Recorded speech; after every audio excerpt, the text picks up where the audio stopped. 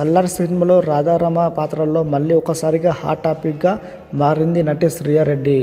ఆమె నటనకు మంచి రెస్పాన్స్ వస్తుంది. సల్లార్ సినిమాను చూసిన వారంతా తమిళ నటి శ్రియారెడ్డిపై ప్రశంసలు కురిపించారు.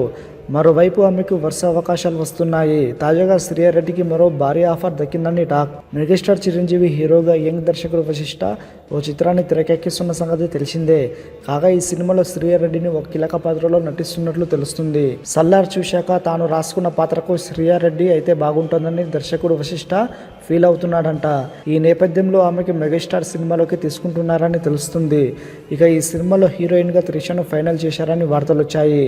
ఈ భారీ చిత్రానికి కిరవాణి సంగీతం అందిస్తుండగా యువి క్రియేషన్స్ వారు నిర్మాణం వహిస్తున్న సంగతి తెలిసిందే. కాగా ఈ సినిమాకి విశ్వంబర్ అనే టైటిల్ను మేకర్స్ పరిశీలిస్తున్నట్లు తెలుస్తుంది.